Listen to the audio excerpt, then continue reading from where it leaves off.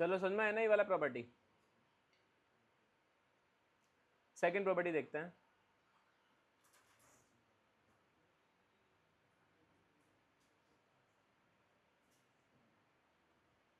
जैसे मान लो कहीं पे लिखा हुआ है समीशन के इंटू एफ ऑफ एक्स, वो इक्वल हो जाएगा के times summation F of x के। अब ये क्या हो रहा है, जैसे मान लो कि कोई भी कांस्टेंट नंबर है, यहाँ पे के है ना कांस्टेंट नंबर है, वेयर के इज कांस्टेंट, वेयर के इज एनी कांस्टेंट। ठीक है, अगर कोई भी कांस्टेंट नंबर किसी फंक्शन से मल्टीप्लाई हो रखा होगा और उसका हमें समीशन करना होगा, तो कांस्टेंट नंबर को समीशन के बाहर ले लेना है। अगर लोगे तो आंसर में कोई फ़र्क नहीं पड़ेगा, आंसर सेम आने वाला है। अब इसका एग्जांपल क्या हो सकता है, एक एग्जांपल से इसको समझते हैं। एग्जांपल हम वाइट कलर से लिखते हैं, ठीक है।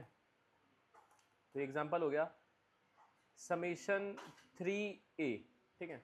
मान लो ऐसे 3 है, तो इसको हम कैसे लिख सकते हैं, इसको हम लिख सकते हैं 3a plus 3b plus 3c, ऐसे ही लिखते हैं ना।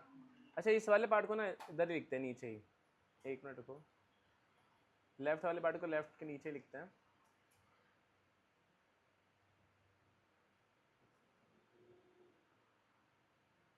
ऐसे लिख सकते हैं। और मैंने आपको बोला कि प्रॉपर्टी के हिसाब से जो समीशन मतलब ये जो 3 होगा कांस्टेंट, वो समीशन के बाहर आ जाएगा।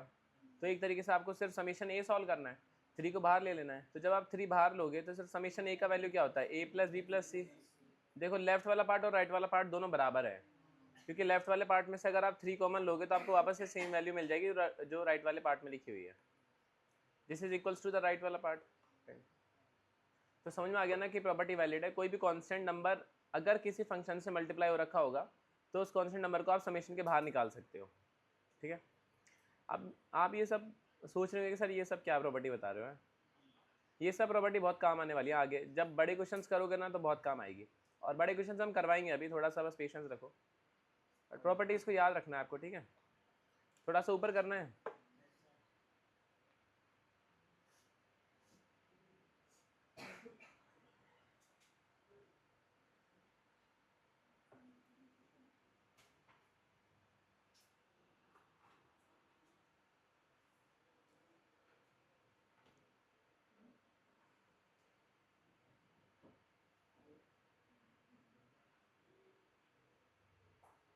नेक्स्ट प्रॉपर्टी लिखो,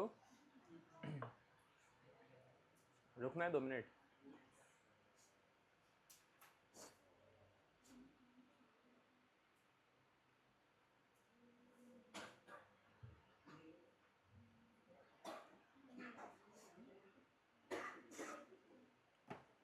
थर्ड प्रॉपर्टी देख ले,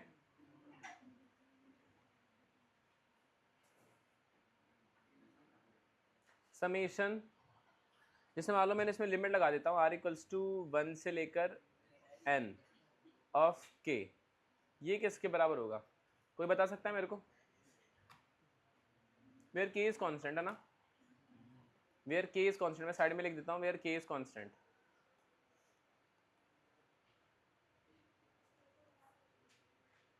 वेयर k इज कांस्टेंट। अच्छा k को बाहर ले लेंगे, ठीक है, k को मैंने बाहर ले लिया। फिर क्या लिख दूंगा मैं, समेशन r इक्वल्स टू 1 से लेकर n, फिर अंदर क्या रहेगा, नहीं सिर्फ ये थर्ड प्रॉपर्टी में लिखवा रहा हूँ, समेशन k लिखा हुआ है बस, r का वैल्यू 1 से लेकर n तक है, तो क्या आंसर आएगा इसका। हाँ मतलब कि क्या लिखूँ मैं, ऐसा इन्होंने बोला कि k को बाहर ले लो, मैंने समेशन के बाहर ले लिया, फिर अंदर क्या बचेगा, कुछ बचेगा या नहीं बचेगा।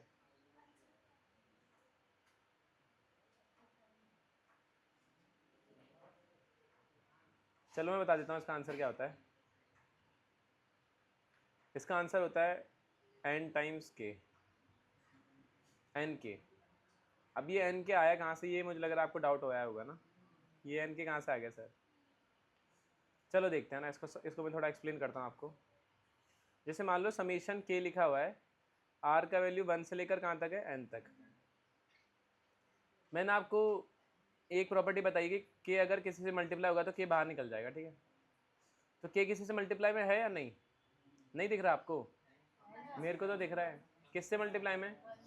वन। हाँ समेशन से समेशन तो हम उस पर अप्लाई करते हैं, एक अलग चीज़ है। ये देखो के इंटू वन लिखा हुआ है ना, किसी से मल्टीप्लाई नहीं हो रहा है, इसका मतलब वन से मल्टीप्लाई हो रहा है। ये आपको अभी शायद दिखता नहीं, धीरे धीरे देखने लग जाएगा। तो के को बाहर लेंगे अगर हम, तो अंदर क्या बच जाएगा? समेशन वन बच जाएगा, आर इक्वल्स टू वन से लेकर एन। बट इसका आंसर एन कैसे आ गया? ये भी तो डाउट हो सकता है। नहीं नहीं नहीं, देखो मैं बताता हूँ। अच्छा, इस वन को मैं ऐसे लिख सकता हूँ, समेशन आर की पावर 0। किसी भी नंबर की पावर 0 कितना होता है? 1 होता है। आप समेशन तो ओपन करना आता ही नहीं आता आपको, लिमिट वाला कैसे ओपन करोगे? देखो के तो मैंने बाहर ले लिया, समेशन आर की पावर 0 ओपन करना है तो पहले मुझे आर की जगह 1 पुट करना पड़ेगा। तो ऐसे ही तो होगा, 1 की पावर 0, फिर प्लस लगाना पड़ेगा, फिर 2 की पावर 0, फिर प्लस लगाना पड़ेगा, फिर 3 की पावर 0, ऐसे करते करते करते करना पड़ेगा, n की पावर 0 तक करना पड़ेगा। ऐसा होगा कि नहीं होगा? ऐसा होगा। अब किसी भी नंबर की पावर 0 वो क्या होता है? 1 होता है। तो 1 की पावर 0 क्या हो जाएगा? 1। 2 की पावर 0 1, 3 की पावर 0 1, ऐसे आते जाएगा। और कितनी बार 1 आएगा? n बार। अब 1 को अगर 2 बार ऐड करेंगे तो कितना आंसर आता है? 2। 3 बार ऐड करेंगे, 4 बार ऐड करेंगे, n बार ऐड करेंगे, n। तो ये हो जाएगा k इंटू एन। तो दिस इज एन के। समझ में आया कि नहीं आया? अरे स्मार्ट बच्चे हो आप, जल्दी समझ जाते हो। चलो समझ में आया आपको? तो अभी रुक जाओ, लिखने से पहले मेरे को एक एग्जांपल बता के जाओ ना। जैसे मान लो कि एग्जांपल मैंने लिख दिया, समीशन 5 और r इक्वल्स टू 1 से लेकर 10, आंसर कितना आएगा? इसका आंसर बताओ जल्दी। इसका आंसर 50 हो जाएगा। अरे n इंटू के करना है ना, के यहाँ पे कांस्टेंट है ना 5, तो 5 इंटू 10 हो जाएगा। कितना आंसर होगा? 50। इतना देर कैसे लग रहा है? फिर ये फायदा क्या हुआ n के समझाने का इतना? अभी अगला बताओगे आप। समेशन r इक्वल्स टू 1 से लेकर 15 और ये 2, कितना आंसर होगा? बहुत बढ़िया। ये वाला बताओ, समेशन r इक्वल्स टू 2 से लेकर 10 5, इसका आंसर बताओ। 100 भी नहीं होगा, 50 भी नहीं होगा। हाँ 25 नहीं। हाँ 60 भी नहीं होगा। हाँ 45 होगा। देखो वेव ने बताया क्या 45? ये वेव कुछ तो है, मतलब है ना, सही बताता है। देखो पता है 45 कैसे हुआ? आप है ना, जो मेन डेरिवेशन था ना उसको भूल गए आप। देखो एक्चुअल में क्या है कि r की पावर 0 था ना ये, तो सबसे पहले आपने 1 पुट किया था, फिर 1 की पावर 0 1 हुआ था, फिर 2 की पावर 0 1 हुआ था, फिर ऐसे 1 से जब स्टार्ट करा आपने n तक गए तो टोटल नंबर्स कितने हुए? n हुए। बट अभी आपने 1 से स्टार्ट नहीं किया, अभी आपने 2 से स्टार्ट किया है, मतलब एक नंबर आपने स्किप कर दिया ये वाला। आपने 2 की पावर 0 3 की पावर 0 रखा ना, तो टोटल नंबर्स n थोड़ी हुए, नंबर्स कितने हुए? n-1 हुए। तो यहाँ पर जो ये 10 है, ये 10 नहीं है, एक्चुअल में 9 है, क्योंकि 2 से स्टार्ट किया ना हमने। 1 से स्टार्ट करते तो टोटल हमने 10 बार उसको ऐड किया, बट अभी हमने क्या किया? 2 से स्टार्ट किया तो 9 बार ऐड किया, तो 9 इंटू 5 इज 45। समझ में आया? बट आप पता किसे लगाओगे इसको? देखो मान लो कभी ऐसा आ गया, समेशन r इक्वल्स टू 26 से लेकर 47 और 6, आप कैसे पता लगाओगे? गिनोगे थोड़ी 26? नहीं, 47 माइनस 26 से गलत आंसर आएगा, क्योंकि देखो 10 माइनस 2 से क्या 9 आंसर आया? नहीं। तो आपको क्या करना पड़ेगा ना, 47 माइनस 26 प्लस 1 करना पड़ता है। तो इससे आपको n का वैल्यू मिल जाएगा, फिर इंटू 6 कर दो, ये आंसर हो जाएगा। तो इसको हम एज अ नोट भी लिख सकते हैं, क्या? +1 करने से सही आंसर आने वाला है। देखो जैसे यहाँ पे कितने थे? 2 से स्टार्ट हो रहा था ना, तो टोटल कितने एलिमेंट्स थे? 9 एलिमेंट्स थे। बट देखो 10 माइनस 2 करने से 8 आंसर आ रहा है ना, बट हमें 9 चाहिए तो +1 करना पड़ता है हमेशा। देखो यहाँ पे 15 माइनस 1 करोगे कितना आंसर आएगा? 14। बट 14 थोड़ी एलिमेंट्स है, तो 15 है, तो 15 माइनस 1 +1 करना पड़ेगा, तभी तो 15 मिलेगा आपको। तो ये फॉर्मूला होता है, upper limit minus lower limit +1। तो आपको n का वैल्यू के लिए क्या करना पड़ेगा? अपर लिमिट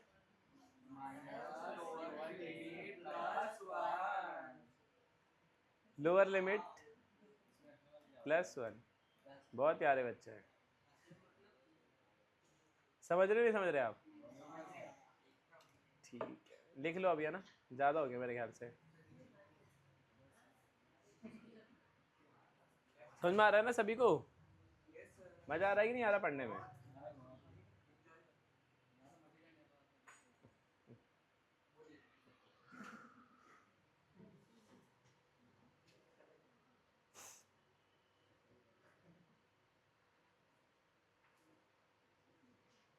अच्छा सुनो, एक क्वेश्चन और करके दिखा दो बस। बस एक क्वेश्चन और, उसके बाद में आप मेरे को भी समझ में आया ना कि आपको समझ में आया कि नहीं आया। समीशन आर इक्वल्स टू 0 से लेकर 10 5, ये बता दो बस।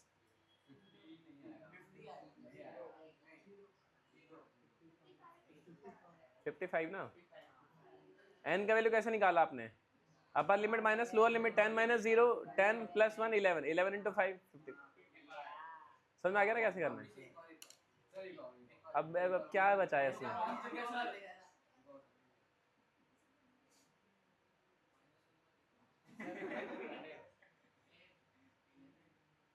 इसका बताना।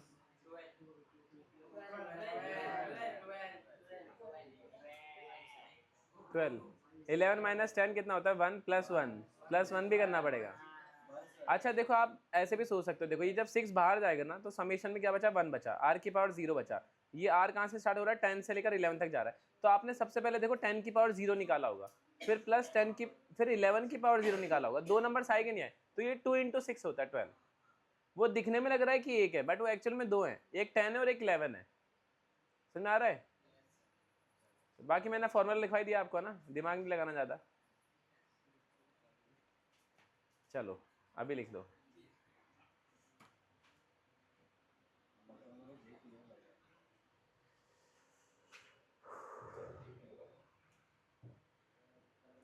ऊपर नीचे करना होगा तो बता देना।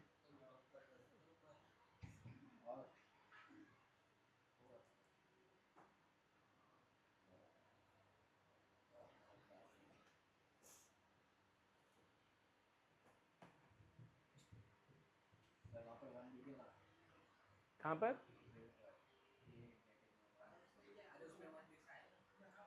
कहाँ पर 1 बोल रहे हो तुम? अच्छा ये यहाँ पे 1 की पावर 0 हैप्पी। नहीं मैं चेक नहीं करा था, मैंने लिखा था उसको, मैंने इरेज किया था बाद में।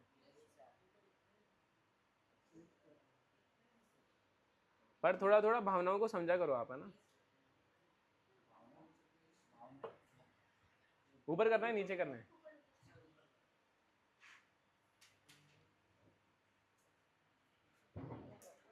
क्या आज वीडियो आएगा फिर तुम्हारा आज यूट्यूब पर?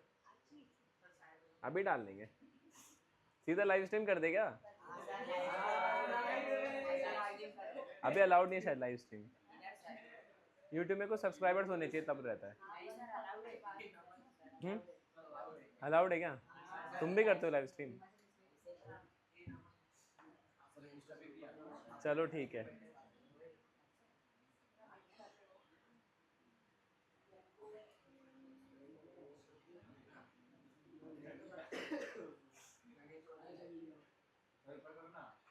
ऊपर करूं?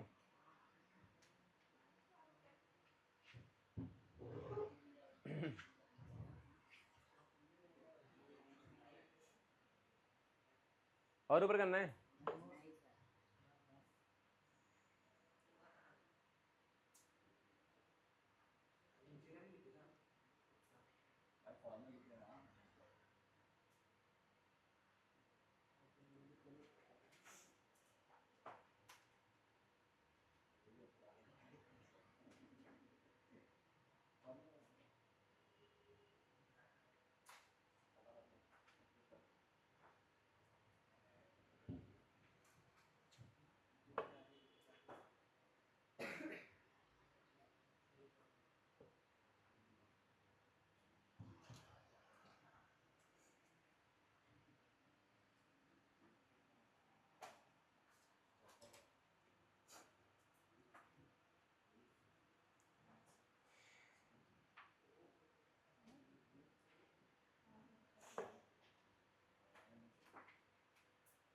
हो गया?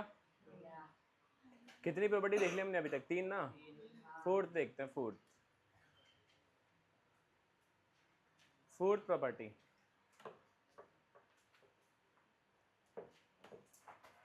देखो फोर्थ वाले में क्या है, जैसे मान लो आपके पास में ऐसा लिखा हुआ है समीशन r इक्वल्स टू 1 से लेकर n k plus F of r, ये दोनों समीशन के अंदर लिखे हुए हैं। तो देखो ये क्या हो जाएगा, ये एक तरीके से ऐसा हो जाएगा ना, summation k r equals to 1 से लेकर n plus summation F of r equals to 1 से लेकर n, और समीशन r इक्वल्स टू 1 से लेकर n, k का वैल्यू कितना होता है, एन के भी बोल सकते हैं, के भी बोल सकते हैं, और इसका वैल्यू क्या हो जाएगा, इसको तो निकालना पड़ेगा जो भी फंक्शन होगा, इसको मैं इसलिए लिख सकते हैं r इक्वल्स टू 1 से लेकर n एफ ऑफ r। चलो ये वाली प्रॉपर्टी तो एक्सप्लेन करने की जरूरत नहीं है, समझ में आ गया होगा आपको। अगली वाली प्रॉपर्टी जो कि बहुत काम की है, बहुत ज़्यादा काम की है, मान लो लिखा हुआ ऐसा समीशन r इक्वल्स टू 1 से लेकर n F of r into G of r, ये बताओ किसके इक्वल हो जाएगा, summation F of r into summation G of r के, और r इक्वल्स टू 1 से लेकर n, r इक्वल्स टू 1 से लेकर n, और ये इसके इक्वल नहीं होता है ना। ये याद रखना है स्पेशली कि इसके इक्वल नहीं होता। प्रोडक्ट जब रहते हैं ना दो फंक्शंस, तो ये ऐसे सेपरेट नहीं हो पाता, उनमें प्रोडक्ट में सेपरेशन पॉसिबल नहीं है। इसका एग्जांपल देना है कि क्यों पॉसिबल नहीं है। भाई समेशन में तो सेपरेट हो रहा था, प्रोडक्ट में सेपरेट क्यों नहीं हो रहा है, प्रोडक्ट ने क्या बिगाड़ दिया भाई ऐसा। इसका एग्जांपल चाहिए क्या आपको, आप बोलोगे तो एग्जांपल देंगे, चाहिए दे देते हैं फिर। जैसे मान लो कि मुझे निकालना है, हाँ समेशन ए भी निकालना है, तो आपको तो पता ही है समेशन ए बी क्या होता है, वो हो जाएगा A B plus B C plus C A, यही हो जाएगा। और हम बोल रहे हैं कि ऐसा होना चाहिए था समेशन ऑफ ए, मतलब मैं तो नहीं बोल रहा, आप बोलना चाहते हो कि ऐसा होना चाहिए था, ये इसके इक्वल होना चाहिए था, बट देखते हैं कि इसके इक्वल आ पा रहा है या नहीं आ पा रहा। मेरे को बताओ समेशन ऑफ ए क्या होता है, ए प्लस बी प्लस सी, और फिर इसको मल्टीप्लाई करेंगे हम समेशन ऑफ बी से, वो भी सेम होता है ए प्लस बी प्लस सी। जब आप सॉल्व करोगे तो देखो ए इंटू ए क्या हो जाएगा, A square plus A B plus A C plus A B plus B square plus B C plus A C plus B C plus C square. ये दोनों आपस में कहाँ इक्वल दिख रहे हैं आपको, दूर दूर तक इक्वल नहीं दिख रहे, तो कैसे आप इक्वल बोल सकते हो, दिस इज नॉट इक्वल। तो ये पता है, बट सबसे बड़ी दिक्कत वाली बात यह है कि मैक्सिमम बच्चे 8-10 दिन बाद बोलते हैं सर बिल्कुल सेपरेट हो सकता है प्रोडक्ट में। तो ये आपको याद रखना है कि प्रोडक्ट में समेशन सेपरेट नहीं होता, रख लोगे याद। देखो मैंने आपको एग्जांपल के थ्रू समझाया आपको, है ना, और आप ही ने सॉल्व करके बताया ऐसा ऐसा होगा। ये प्रोडक्ट नहीं समझाएगा आपको, मैंने क्या लिख दिया, ये मल्टीप्लाई क्या है यहाँ पे, है ना। लिख लो प्रॉपर्टी, ऊपर वाली भी लिखनी पड़ेगी।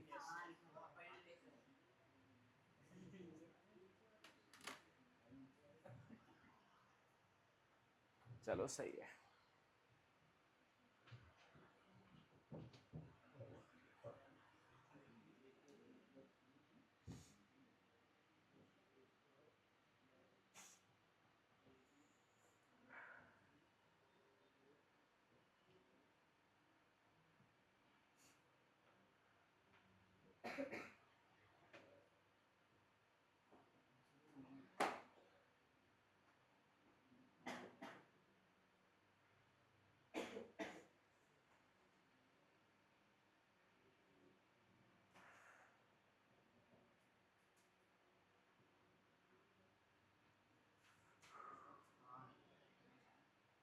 ऊपर कर दूं,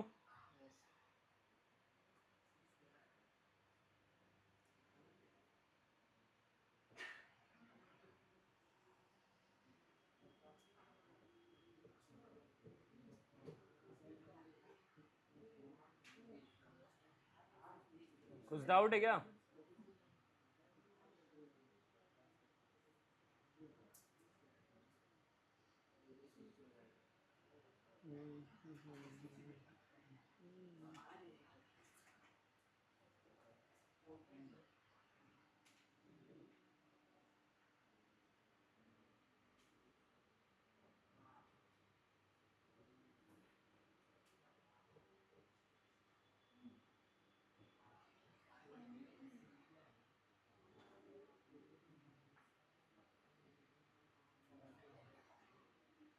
चलो हो गया आपका,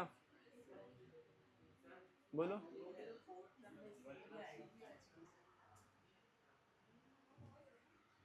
क्या बोल रहे हो?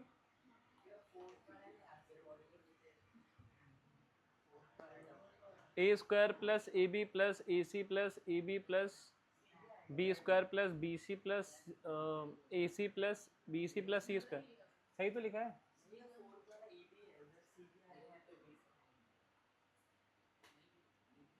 कौन सा वाला बोल रहे हो आप?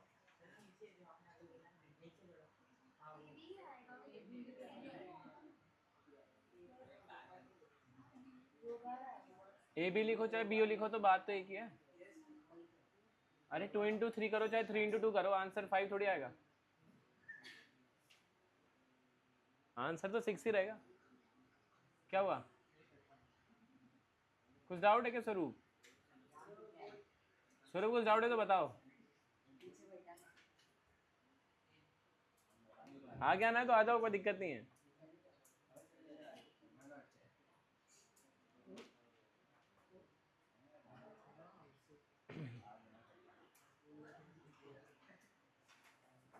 मैंने ए बी इसलिए लिखा है क्योंकि मुझे ए बी अच्छा लगता है बी ए से।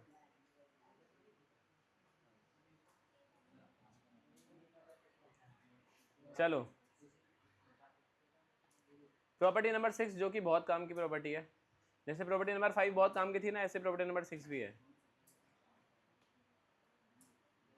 प्रॉपर्टी नंबर 6 सच में काम की भाई, मजाक की बात नहीं। देख लेते हैं क्या होता है ये। Summation R equals to A से लेकर बी तक जा रहा है, इस बार मैंने थोड़ा चेंज कर दिया ना, ए से लेकर बी तक जा रहा है। ए कोई भी नंबर हो सकता है, बी कोई भी नंबर हो सकता है, और एफ ऑफ आर लिखा हुआ है। और ये पता है किसके इक्वल होता है? Summation R equals to A से लेकर बी एफ ऑफ ये B plus A minus R के बराबर होता है। ये तो मुझे ये लास्ट प्रॉपर्टी है, मुझे लगता है आपको समझ में नहीं आया वाला है ना। चलो ठीक है, ये तो समझ आया कि मैंने क्या लिख दिया, ये upper limit plus lower limit minus R लिख दिया, बट इसकी ये दोनों आपस में इक्वल कैसे हो सकते हैं ना, ये दोनों आपस में इक्वल कैसे हो सकते हैं भाई? लेफ्ट वाला पार्ट समझ में आया कि चलो ठीक है ऐसे लिखा हुआ है, ये इस राइट वाले पार्ट के इक्वल कैसे लिखा हुआ है? ये इसलिए लिखा हुआ है क्योंकि एक एग्जांपल से मैं आपको प्रूव करके दिखा देता हूँ। आप बताओ, कोई भी एग्जांपल बताओ, आप जो बोलोगे। एफ ऑफ आर का वैल्यू कोई भी बता दो, मतलब आर के टर्म्स में बताना पड़ेगा। अरे एफ ऑफ आर है तो आर के टर्म्स में तो बताना पड़ेगा। आर प्लस वन ले लेते हैं, चलो छोड़ो ज़्यादा क्या, आर प्लस वन ले लें। मतलब मैं एफ ऑफ आर मतलब आर का वैल्यू लिखना पड़ेगा ना, कुछ ना कुछ आर का फंक्शन लिखना पड़ेगा, तो एफ ऑफ आर मैंने लिख लिया आर प्लस वन, ठीक है। अब इस वाली प्रॉपर्टी को अप्लाई करके देखते हैं, जैसे समेशन एफ ऑफ आर, बताओ लिमिट भी आप ही बताओ, जो आप लिमिट बोलोगे वो लगाएंगे। आर का वैल्यू कहाँ से स्टार्ट करना है बताओ, 10 से कहाँ तक जाना है? 10 11 ऐसे भी 10 बार लिखना पड़ेगा आराम से, मुझे कोई दिक्कत नहीं है, मैं 100 बार लिखने के लिए तैयार हूँ। थोड़ा मतलब कम है ना, 10 से लेकर, चलो विभव बताएगा कहाँ तक लिखना है, 12 तक। 12 तक लिख देते हैं, कोई बात नहीं। अब देखो सुनो, इसको सॉल्व कर लेते हैं, इसको सॉल्व कर ले क्या, तो देखो ये क्या आ जाएगा, एक तरीके से ये हो जाएगा summation R equals to, left वाले पार्ट को लेफ्ट में सॉल्व करते हैं, ठीक है। ये हो जाएगा एक तरीके से समेशन आर इक्वल्स टू 10 से लेकर 12, और एफ ऑफ आर का वैल्यू हमने क्या माना था, आर प्लस वन, तो आर प्लस वन पुट कर देंगे। और आपको ये सॉल्व करना आता ही नहीं आता, कल सिखाया था ना मैंने सॉल्व कैसे करते हैं। सबसे पहले हमें आर की जगह पर 10 पुट करना पड़ेगा, तो ये एक तरीके से हो जाएगा ना 10 प्लस वन, फिर उसके बाद में प्लस करना पड़ेगा, फिर 11 पुट करना पड़ेगा, तो हो जाएगा 11 प्लस वन, फिर पुट करना पड़ेगा 12, तो ये जाएगा 12 प्लस वन। ये मेरा लेफ्ट पार्ट, लेफ्ट वाला जो पार्ट है वो सॉल्व हो गया, ठीक है। इसका आंसर देखो कितना आ रहा है एक बार, ये हो जाएगा 11 प्लस 12 प्लस 13, कितना होता है 25, और 36 होता है, दिस इज 36, ठीक है। ये आपने बताया ना, मेरा एग्जाम्पल नहीं है। चलो अब मैंने प्रॉपर्टी क्या बताई थी, आर इक्वल्स टू 10 से लेकर 12, एफ ऑफ आर की जगह आप क्या पुट कर सकते हो, 12 प्लस 10 माइनस आर पुट कर सकते हो, आंसर सेम ही रहने वाला है, आंसर में कोई चेंज नहीं आएगा। क्या हुआ, यही तो लिखा था ऊपर देखो, b plus A minus R, यही तो लिखा था, तो b 12 प्लस 10 माइनस आर, ये तो लिखेंगे। अब इसको थोड़ा सा सॉल्व करेंगे तो देखो ये क्या आ रहा है, समेशन r इक्वल्स टू 10 से लेकर 12 f ऑफ, देखो ये कितना हो गया 22 माइनस आर, ठीक है।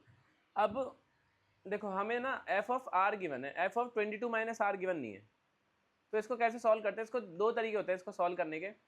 तो पहला मैं आपको बताता हूँ, देखो जैसे आप r के जगह 10 पुट करना पड़ेगा, फिर प्लस करके 11 पुट करना पड़ेगा, फिर प्लस करके 12 पुट करना पड़ेगा, तो पहले वो वाला तरीका देख लेते हैं। तो इसको जब समेशन को मैं ओपन करूंगा तो ऐसे ही तो आएगा, f of 22 minus 10 plus f of 22 minus 11 और प्लस f ऑफ 22 माइनस 12, ऐसे आ जाएगा। अब f का वैल्यू तो पुट करना ही पड़ेगा, देखो यहाँ से f के अंदर कितना वैल्यू आ रहा है 12, यहाँ से कितना आ रहा है, यहाँ से कितना आ रहा है 10।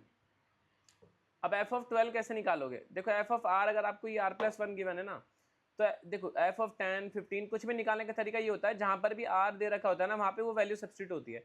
जैसे मान लो आपको f ऑफ एक्स स्क्वायर कभी निकालना पड़ा ना, तो आपको क्या करना पड़ेगा, जहां पर भी r है ना वहां पर आपको एक्स स्क्वायर लिखना पड़ता है।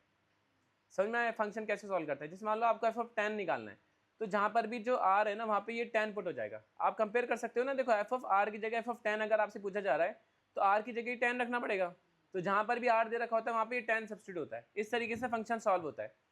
तो आपको मान लो f ऑफ 12 चाहिए, तो आपको क्या करना पड़ेगा, 12 प्लस 1 ही तो करना पड़ेगा, तो ये हो जाएगा एक तरीके से 12 प्लस 1। आपको चाहिए f ऑफ 11, तो वो क्या हो जाएगा 11 प्लस 1। आपको चाहिए f ऑफ 10, तो वो क्या हो जाएगा 10 प्लस 1। सॉल्व करोगे वापस से 36 आ रहा है, 13 12 और 11। अब दूसरा तरीका क्या था कि आप जो है ना f ऑफ 22 माइनस आर पहले सॉल्व कर लो और समेशन में पुट करो और तब वैल्यू समेशन को ओपन करो, वो भी कर सकते हैं। देखो वो कैसे करते हैं एक बार मैं बता देता हूँ। मान लो कि आपको f ऑफ r कितना दे रखा है, r प्लस 1 दे रखा है, और आपको f ऑफ 22 माइनस आर निकालना है, यही निकालना था, तो आप पहले इसको सॉल्व कन्वर्ट भी कर सकते हो। f ऑफ 22 माइनस आर देखो कैसे निकालोगे, मैंने आपको बताया ना कि f के अंदर जो भी वैल्यू आएगी ना वो r की जगह पे सब्स्टिट्यूट होती है। तो अगर आप r की जगह ये 22 माइनस आर सब्स्टिट्यूट करोगे तो देखो क्या आ जाएगा 22 माइनस आर, ये मैंने सिर्फ r की जगह लिख दिया और प्लस 1 एज इट इज रहने वाला है। समझ में आ गया, इस तरीके से निकालेंगे 22 माइनस आर को।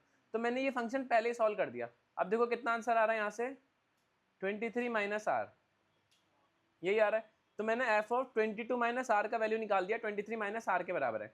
अब आपको मान लो इसका समेशन करना था, मुझे समेशन किसका करना था, इसका ही तो करना था f ऑफ 22 माइनस आर का, इसका ही करना था, r इक्वल्स टू 10 से लेकर 12 तक। अब इसका वैल्यू मैंने अगर निकाल दिया है तो मैं सब्स्टिट्यूट कर सकता हूँ। इसका वैल्यू देखो क्या हो जाएगा 23 minus R, r equals to 10 से लेकर 12।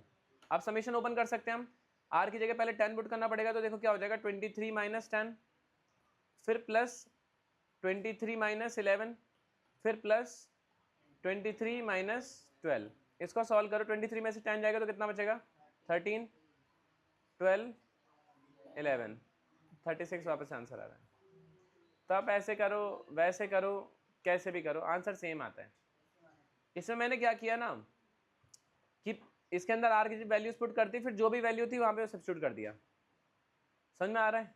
देखो इस वाले में भी आप ऐसे लिख सकते हो, पहले f of 10 plus f of 11 plus f of 12, तो एक तरीके से वही तो करते हो आप, r की जगह 10 ही तो पुट करते हो बाद में भी। समझ में आ रहा है कि नहीं, ये ऊपर से तो नहीं है ना आपके, अगर ऊपर से जाए तो यूट्यूब पर जाकर देख लेना। क्वेश्चन नंबर 6, क्वेश्चन नंबर 6 नहीं, प्रॉपर्टी नंबर 6 लिखना है 5 लिखना है, 6 लिख लो।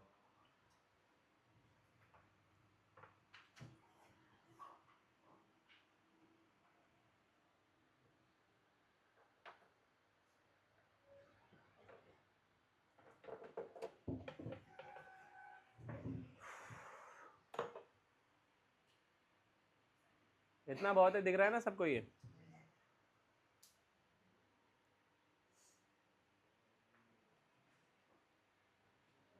प्रॉपर्टी बहुत काम की है वाली। एफ ऑफ आर जो है वो अपने upper limit plus lower limit minus R के बराबर होता है। बहुत बड़े बड़े क्वेश्चन सॉल्व होते हैं इस वाली प्रॉपर्टी से। ऊपर कर दूं?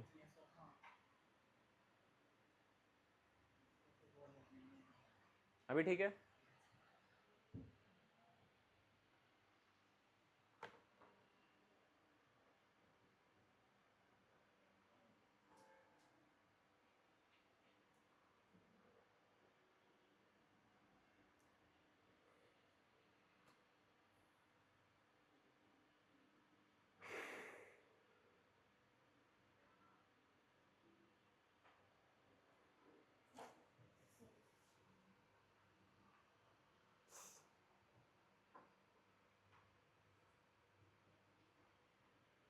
और ऊपर करना है?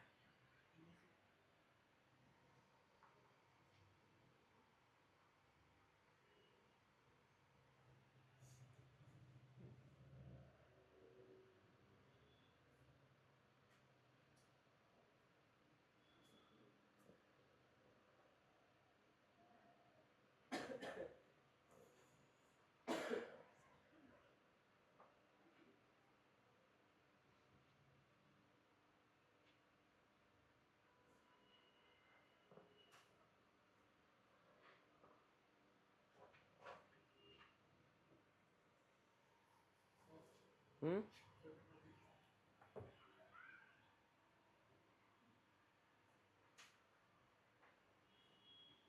निकले सभी ने? ऊपर कर दूं?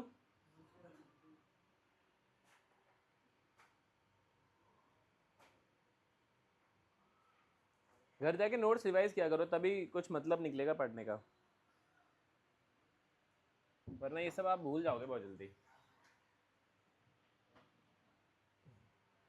ऊपर करना है?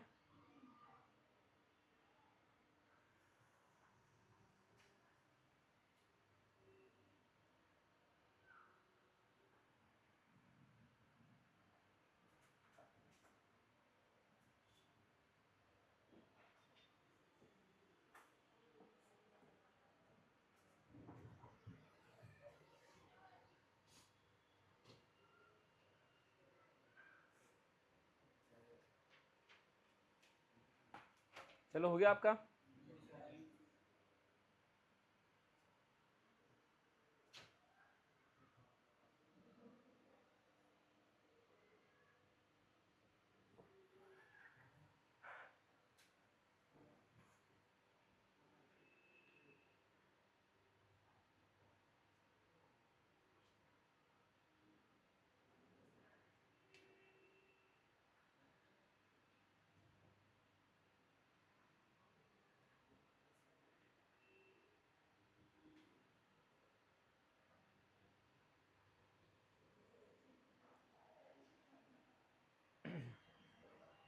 लिख लिया?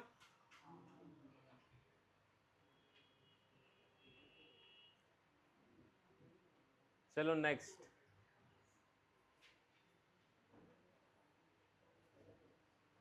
नेक्स्ट टॉपिक है हमारे पास में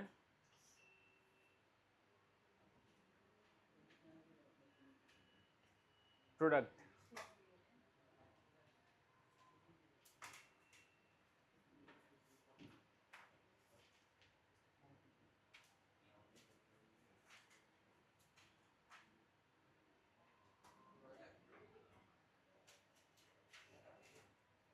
हाँ हाँ, ये थोड़ा सा नया टॉपिक है। इसका सिंबल क्या होता है? इसका सिंबल होता है पाए। ये इसका सिंबल होता है, ठीक है? पाए, पाए है ना? हाँ, जैसे समेशन का वो ऐसे सिग्मा टाइप का था ना, ऐसे प्रोडक्ट का होता है पाए। अब ये क्या करता है, ये समेशन के साथ एकदम सिमिलर है, बट ये सम की जगह प्रोडक्ट करेगा नंबर्स का। जैसे ये भी दो टाइप का होगा।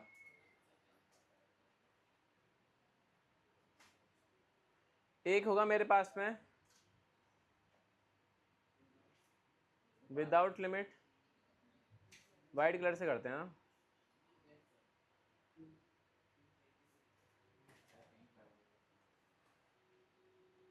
विदाउट लिमिट, और दूसरा क्या हो जाएगा, विथ लिमिट।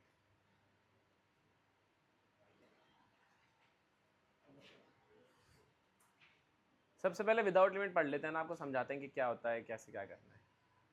सबसे पहले विदाउट लिमिट।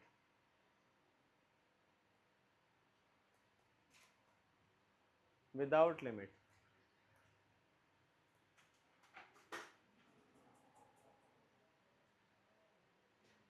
जैसे मान लो कि मैंने 3 नंबर्स ले लिए वापस से। कौन कौन से? Let there are 3 numbers.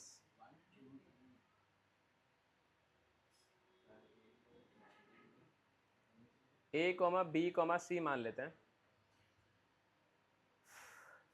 देखो 3 नंबर्स ले, 4 भी ले सकते थे, 5 भी ले सकते थे, बट 3 लिए थोड़ा इजी होता है सॉल्व करने में ना।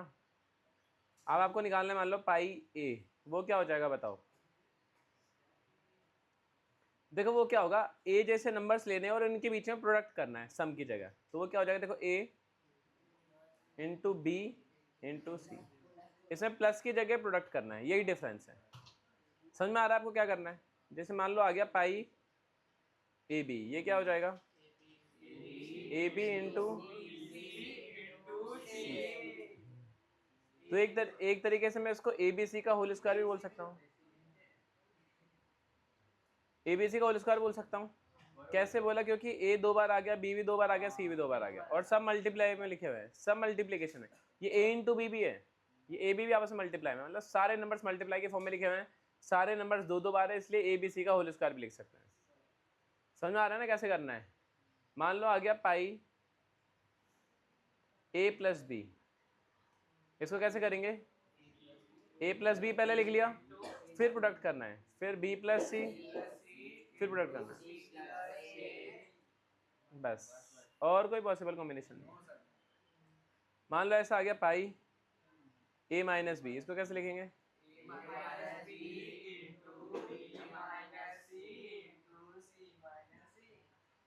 सी माइनस है ना। मान लो ऐसा आ गया पाई ए स्क्वायर,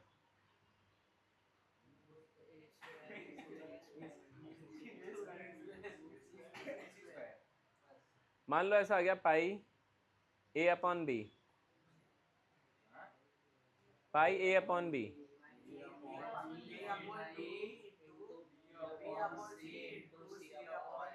वन होता है। बी से बी कैंसिल, सी से सी कैंसिल, ए से ए कैंसिल, वन।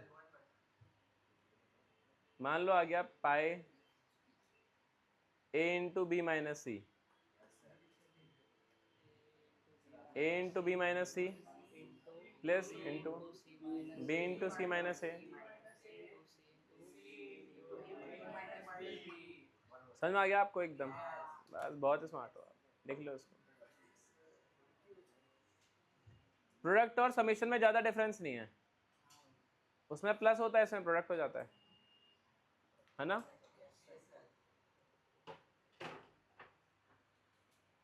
ये क्या हुआ?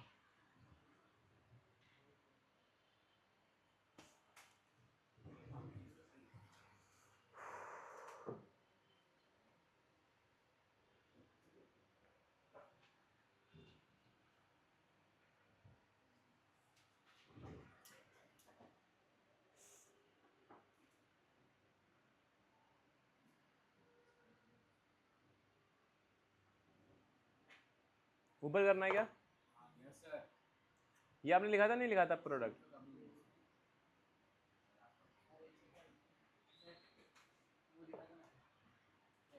ये देखना है तुमको। Let there are 3 numbers a comma b comma c. Vaibhav समझ में आ रहा है कि नहीं? वैभव को परेशान मत क्या करो आप, है ना। वैभव अच्छा बच्चा है।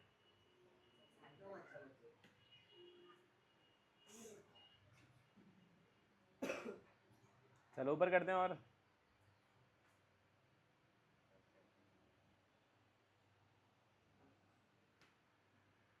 साहिल ध्यान रखा कर वैभव का ना, कोई परेशान करे तो। खुद ही कर। वैभव कौन करता है परेशान? कोई नहीं करता। ठीक है, कोई परेशान करे तो साहिल को बता देना।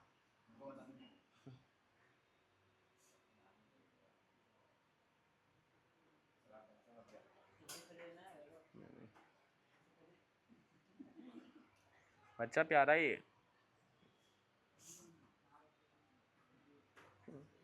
क्या बोल रहा है?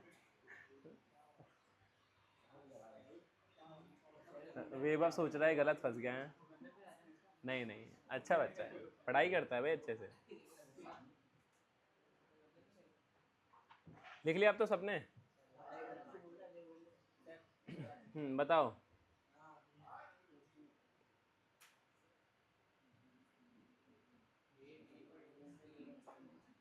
विथ लिमिट पढ़ लेंगे अभी। विथ लिमिट पढ़ने से पहले आप एक मुझे करके दिखाओ ना, आप भी तो कुछ करने चाहिए हो। के टाइम्स ए, ये बताओ क्या होगा। पाई के, ये आपको बताना है। पाई के ए, क्या बात है। ये हो जाएगा K A into K B into K C, एक तरीके से K cube into A B C हो जाएगा। चलो इसके बाद में दूसरा पढ़ लेते हैं हम, विथ लिमिट वाला।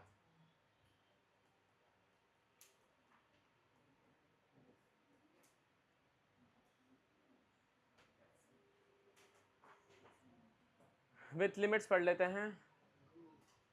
इसके एग्जांपल से समझते हैं हम, है ना।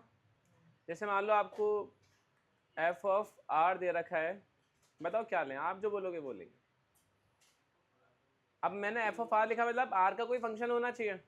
आप बताओ क्या लेना है, बताओ जल्दी क्या लेना है। सिर्फ टू ले लूँ और आर नहीं लूँ? अरे एफ ऑफ आर का फंक्शन है तो आर होना चाहिए, बट जरूरी नहीं कि आर होना चाहिए। अगर सिर्फ टू भी होगा वो भी चलता है। वो पता है क्यों चलता है? पता है क्यों चलता है? क्योंकि ये टू है ना, ये आर के साथ में लिखा हुआ है, आर की पावर 0, ऐसा 2 इंटू आर की पावर 0 लिखा हुआ है, ऐसा वो चल जाता है। बट आप कोई आर वाला वैल्यू ले लोगे तो थोड़ा अच्छा लगेगा। फिर वही सोच, आर प्लस वन तो मैंने करवाया था, कुछ अलग थोड़ा कुछ। आर स्क्वायर प्लस 2 प्लस 1, चलो ये ले लेते हैं। अभी इसका प्रोडक्ट निकालना है हमको ना। पाई आर इक्वल्स टू 1 से लेकर कहाँ तक निकालें बताओ? ये प्रोडक्ट आप निकालोगे ना। एफ अब 7 ही लेते हैं, नंबर निकाल के दिखाएगा। तो सबसे पहले 1 पुट करेंगे, 1 का स्क्वायर प्लस, देखो इसको आप ऐसे देखो, ये दो तरीके से लिखा जा सकता है। अगर कभी बोर्ड में आ जाए ना तो ऐसे लिखना पड़ता है। एक स्टेप और लिखनी पड़ती है बोर्ड में, क्या कि आपको पहले एफ ऑफ 1 निकालना है, फिर उसको मल्टीप्लाई करना है, फिर एफ ऑफ 2 निकालना है, फिर उसको मल्टीप्लाई करना है, फिर एफ ऑफ 3 निकालना है, फिर मल्टीप्लाई करके 4 निकालना है, फिर 5 निकालना है, फिर 6 निकालना है, फिर 7 भी निकालना है।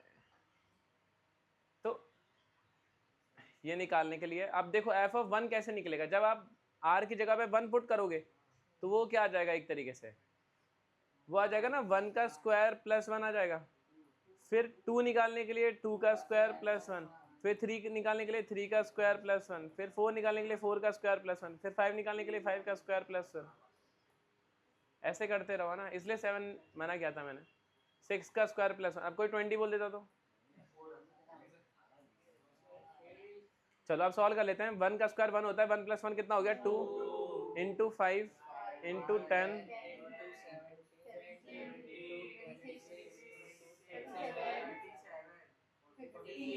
चलो नमन सॉल्व करो जल्दी।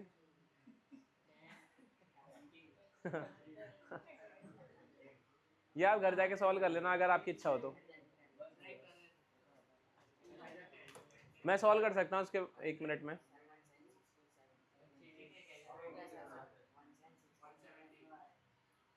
ये हो जाएगा 170 आया आंसर आपको। बहुत बड़ा आंसर आ गया।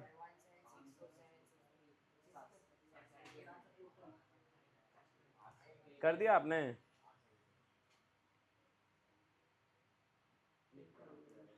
चलो इसका आंसर आ रहा है, छोटा ही आंसर, ज़्यादा बड़ा नहीं है, 817700000, ठीक है। ये आंसर ज़्यादा बड़ा नहीं है, ये इसका आंसर आ रहा ना। तो ऐसी बड़ी वैल्यू आपके लिए नहीं आएगी, चिंता मत करो।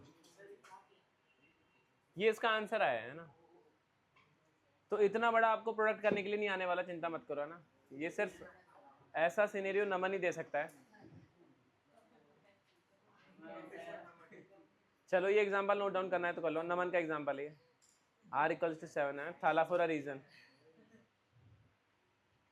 थाला के फैन कहीं भी आ जाते हैं। हाँ मैं भी हूँ।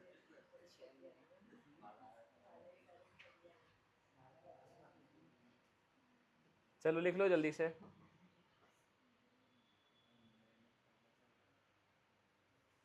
समझ में आया ना कैसे करना है? और इसके बीच में प्रोडक्ट लगाना है ना, सब मत कर देना है इसमें। पता चला समीशन इतना पढ़ लिया रात में कि प्रोडक्ट में भी समी लगा रहे बीच बीच में, भूल गए। भावनाओं में बह के प्लस लगा दिया।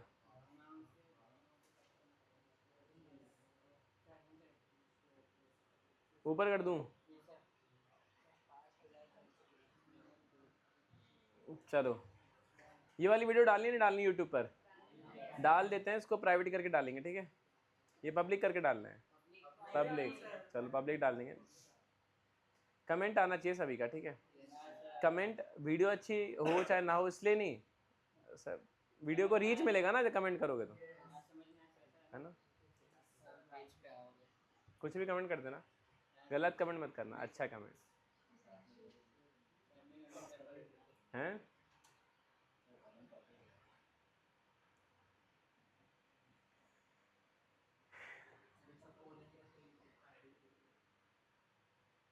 आईडी चाहिए आपको? किसका? प्रोजेक्टर का? चलो ये भी वायरल हो जाएगा आज।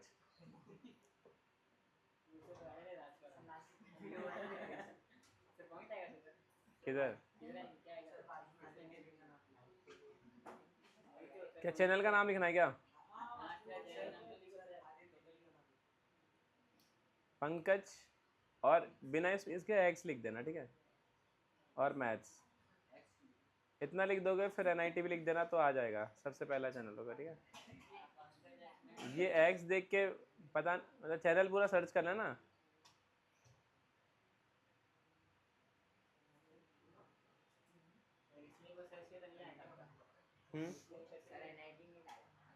डाल देना। चलो ठीक है। हाँ हाँ, ग्रुप बनाया कि नहीं बनाया आपने? बना लेना, ठीक है? चलो आगे कर लें अभी। अरे मस्ती मत करो अभी। इंस्टा पे ग्रुप,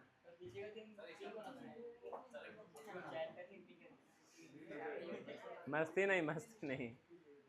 चलो ये सोशल मीडिया आपको 2 साल यूज़ नहीं करना है ना, सिर्फ पढ़ाई करनी है। बुक लेना है, कॉपी लेना है और अपना पेन लेना है, बस पढ़ाई करनी है, ठीक है? चलो मस्ती नहीं। नेक्स्ट हम देखेंगे properties of product.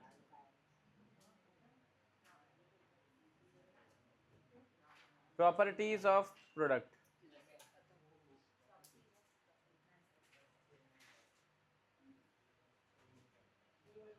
Properties of product देख लेते हैं क्या प्रॉपर्टीज होती है। प्रॉपर्टीज ऑफ प्रोडक्ट,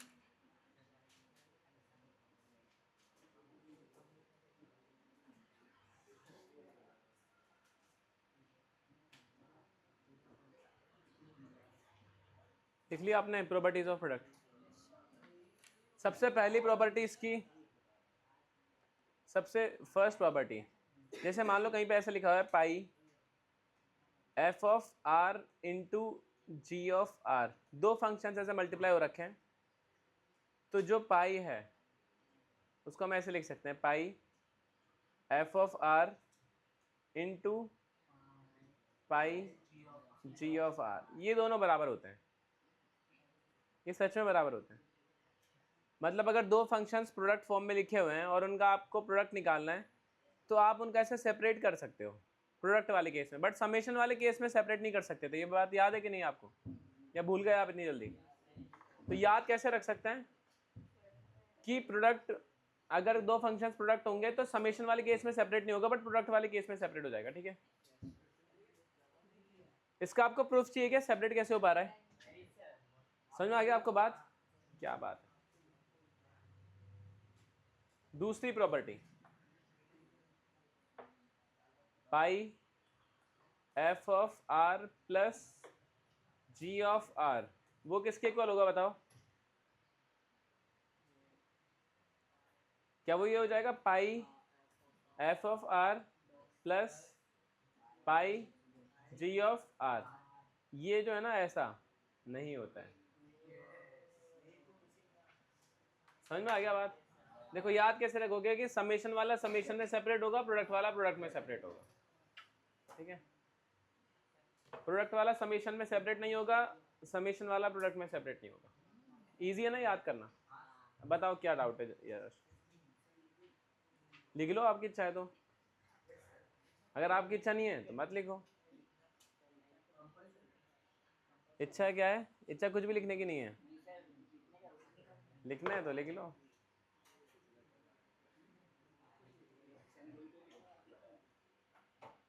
प्रूफ तो नहीं चाहिए ना ये इसके इक्वल क्यों नहीं हो पा रहा? प्रूफ चाहिए होगा ना तो घर जाके प्रैक्टिस करना है ना। आपको समझ में आ जाएगा मतलब।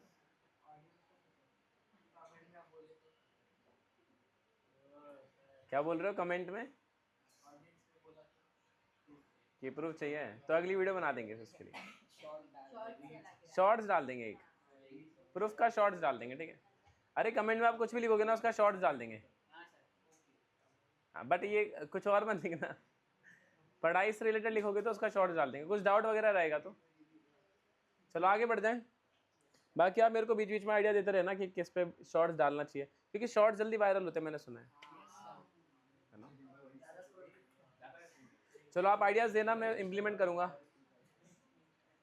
नेक्स्ट प्रॉपर्टी देख लेते हैं। नेक्स्ट प्रॉपर्टी आप मेरे को बताओगे कि पाई के कितना होगा? आर का वैल्यू 1 से लेकर एन तक जा रहा है। ये वाला बताओ, थर्ड वाला। अरे बातें नहीं, थर्ड वाला बताओ। पाई के आर इक्वल्स टू 1 से लेकर एन, बताओ कितना हो जाएगा ये?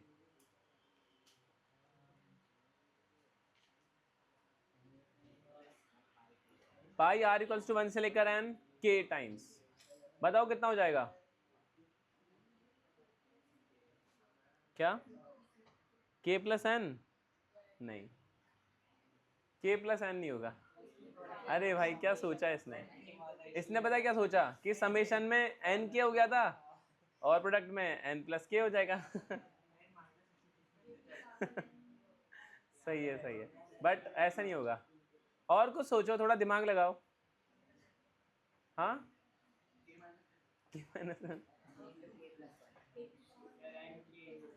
के एन इंटू के प्लस 1, ये क्या बता रहे हो? कहाँ से बता रहे हो? हाँ सिर्फ के नहीं होगा, सिर्फ एन भी नहीं होगा। हाँ एन के नहीं, एन के नहीं होगा।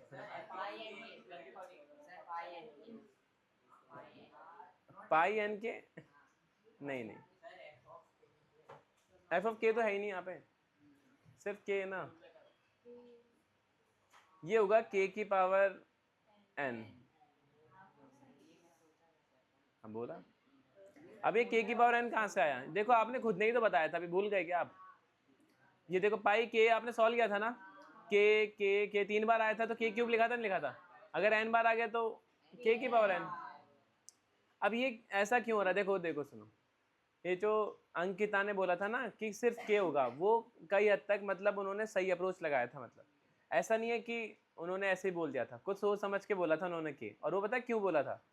वो एकदम जेन्युइन भी है। लेकिन उन्होंने क्या किया था कि के को बाहर ले लिया था, तो एक तरीके से क्या हो गया, पाई आर इक्वल्स टू 1 से लेकर एन, 1 बचा यहाँ पे, और 1 को हम क्या लिख सकते थे?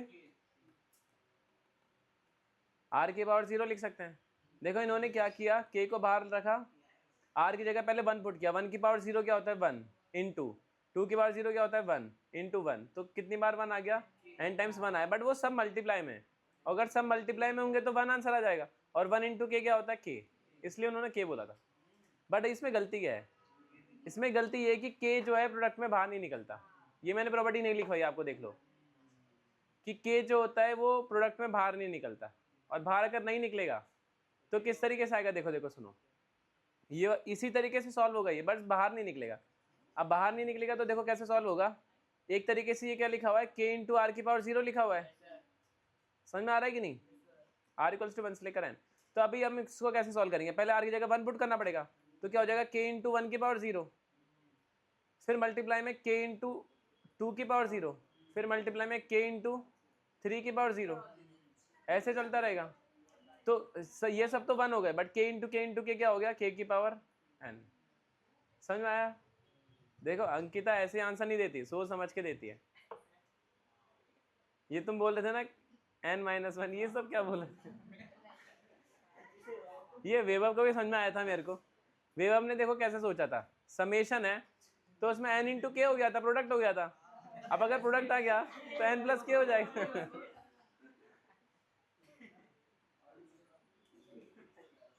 चलो कोई नहीं, क्या हुआ ये पता नहीं क्या हुआ। चलो कोई नहीं, लिख लो इसको जल्दी से। ये इसका प्रूफ है छोटा सा ना, इसका छोटा सा प्रूफ लिख रखा है मैंने साइड में, उसको आप बड़ा करना चाहो तो आप कर सकते हो, ठीक है।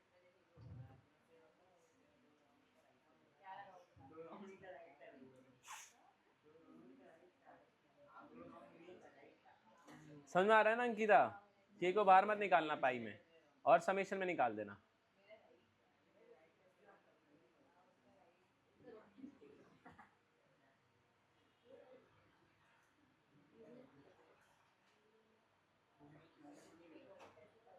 चलो एक एग्जांपल तो करके दिखाओ, आपने एग्जांपल नहीं किया बहुत देर से।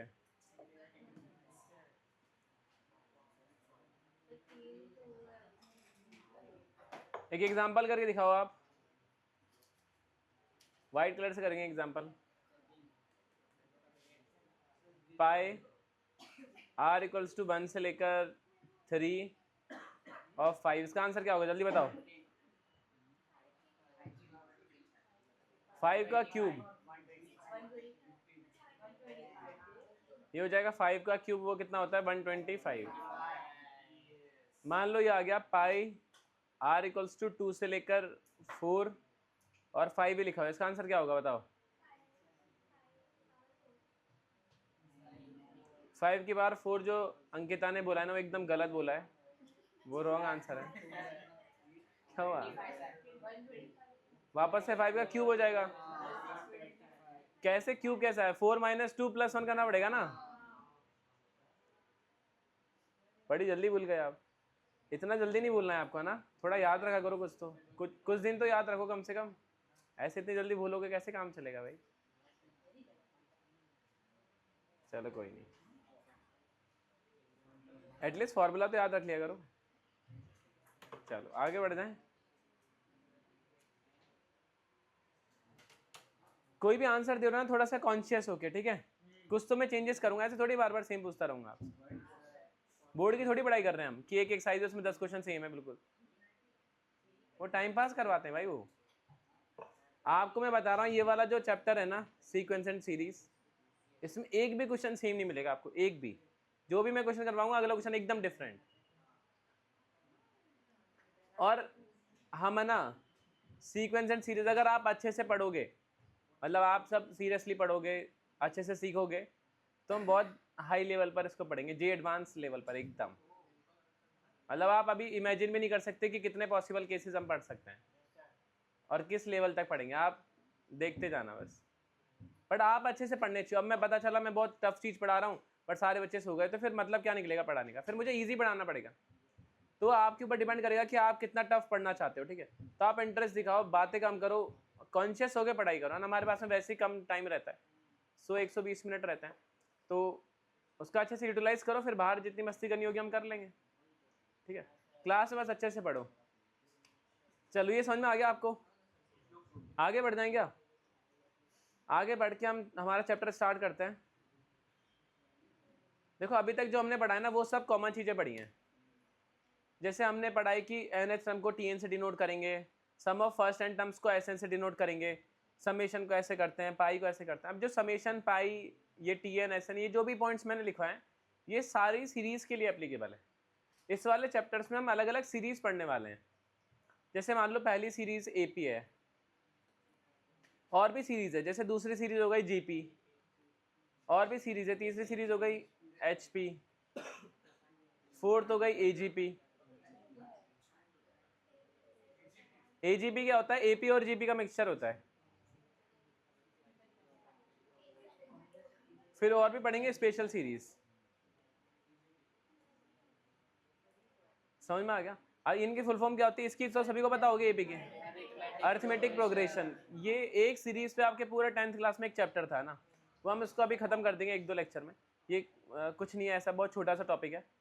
जीपी एक अलग टाइप की सीक्वेंस है, इसमें भी हम एनएचएम के बारे में पढ़ेंगे, सम के बारे में पढ़ेंगे। एचपी इसको बोल, जीपी का फुल फॉर्म होता है ज्योमेट्रिक प्रोग्रेशन, एचपी का फुल फॉर्म होता है हार्मोनिक प्रोग्रेशन, एजीपी का फुल फॉर्म होता है अरिथमेटिक ज्योमेट्रिक प्रोग्रेशन। दोनों का मिक्सचर होता है।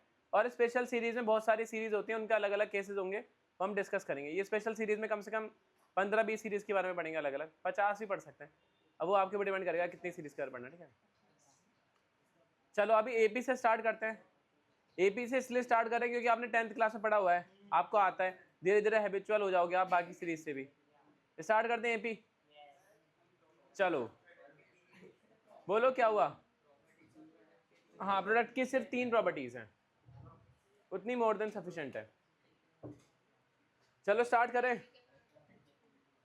स्टार्ट करते हैं हमारा पहला सीरीज। फर्स्ट सीरीज कौन सी? एपी,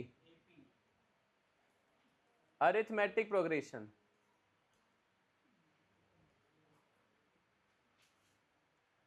अरिथमेटिक प्रोग्रेशन, ठीक है। आज के बाद से हम इसको सिर्फ एपी बोलेंगे ना, इतना बड़ा नाम लेने की कोई जरूरत नहीं है, एपी। और ये आपको पहले से आता भी होगा मेरे ख्याल से, ठीक है। आता है या नहीं आता है वो चलो देख ही लेते हैं। कोई बताना चाहेगा एपी क्या होता है? कोई एक्सप्लेन करेगा आप अपनी क्लास में? नहीं, ये तो गलत डेफिनेशन है। मतलब गलत नहीं बोलेंगे, पूरी तरीके से सही नहीं है, तो पूरी तरीके से सही बना। हाँ, वो भी तो अंकिता ने बोला, सेम बोला ना। हाँ, 2 कॉन्जिक्यूटिव नंबर्स के बीच का डिफरेंस, कोई भी 2 नंबर्स के बीच का डिफरेंस थोड़ी। जैसे मान लो ये मैंने सीरीज लिख दिया ना, 2, 4, 6, 8, 10, 12। अब इसमें जैसे अंकिता ने क्या डेफिनेशन बोला था कि एक ऐसी सीरीज जिसमें कोई भी 2 नंबर के बीच का जो डिफरेंस है ना वो कांस्टेंट रहता है। अब मैंने ये और ये नंबर ले लिए, इनका डिफरेंस कितना आ रहा है? 8 - 2 कितना आ रहा है? 6 आ रहा है।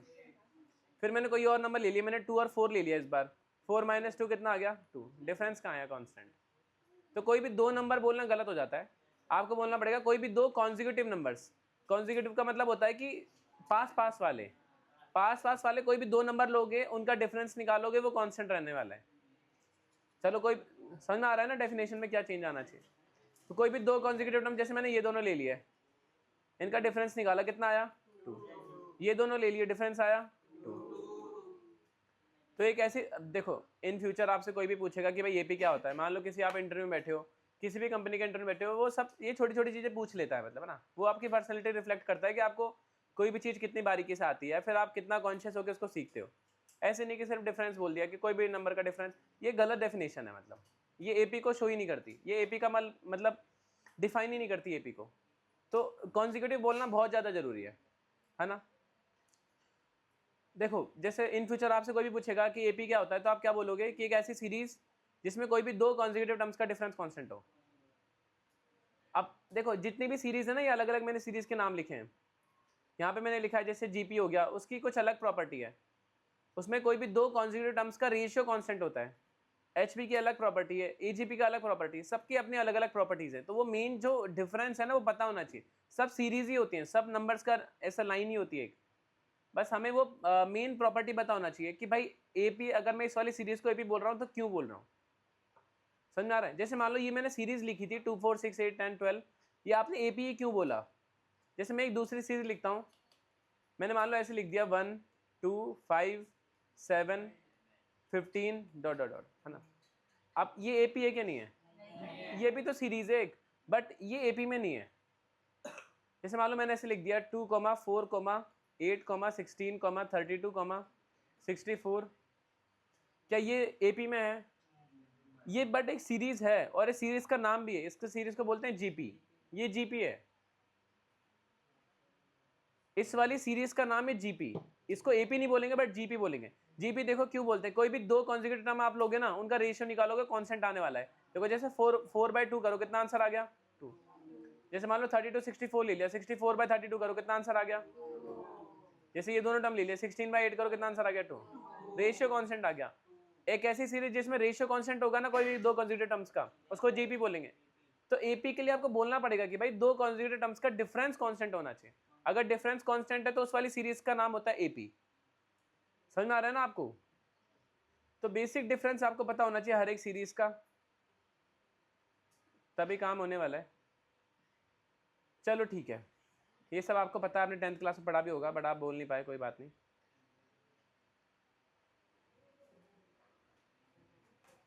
ठीक है, आगे पढ़ लेते हैं। इसका डेफिनेशन लिखना है नहीं लिखना, फिर मैंने ये डेमो में पढ़ाया वैसे आपको, तो मैं इसका डेफिनेशन लिखवाऊं या नहीं लिखवाऊं? लिखवाऊं? नहीं लिखवाना क्या? चलो ठीक है, जिसको लिखना होगा लिख लेना, जिसको नहीं लिखना होगा मत लिखना। डेफिनेशन देख लेते हैं। डेफिनेशन क्या होता है? A sequence in which difference of any two consecutive term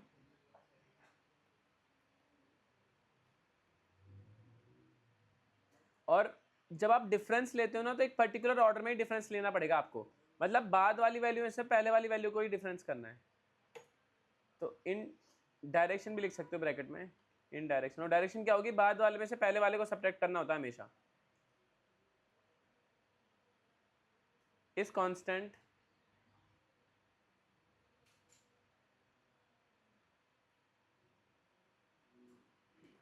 is called AP. Full form लिखने की जरूरत नहीं है। समझ में आ गया आपको? एग्जाम्पल के लिए आप एक सीरीज बता सकते हो मेरे को?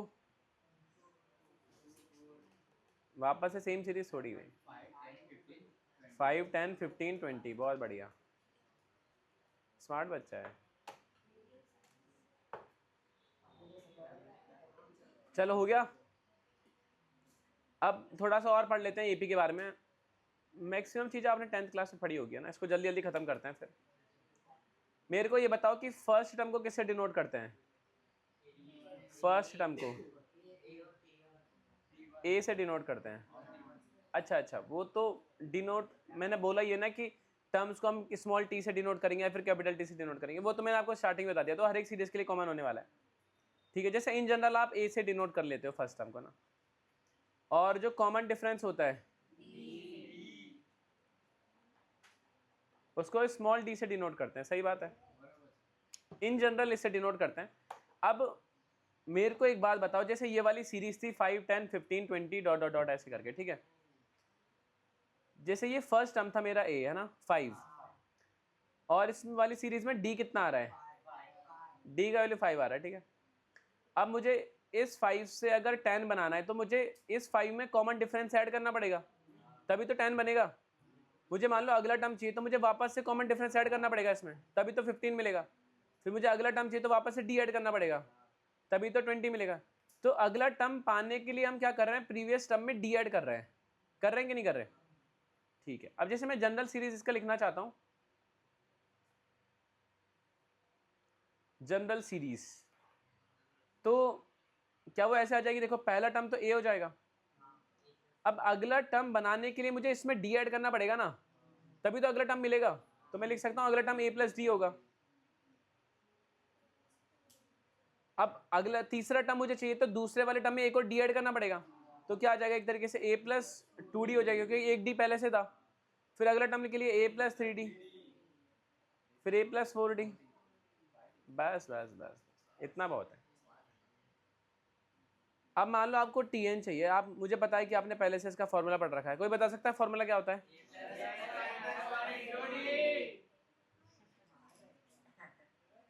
भाई ये क्या कर रहे हो यार आप?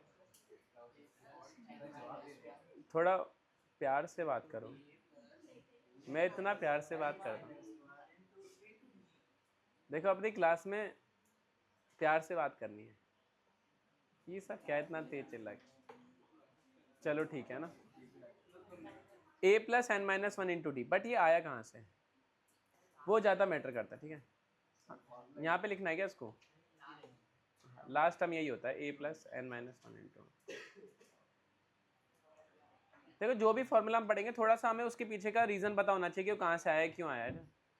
ये अगर आप पता रखोगे तो आपके जे एडवांस में अच्छे मार्क्स आएंगे, आईआईटी में जा पाओगे। अगर ध्यान नहीं रखोगे तो सिर्फ एनआईटी निकल पाएगा, या फिर मतलब मींस आप अच्छे मार्क्स ला सकते हो बट एडवांस में नहीं ला सकते।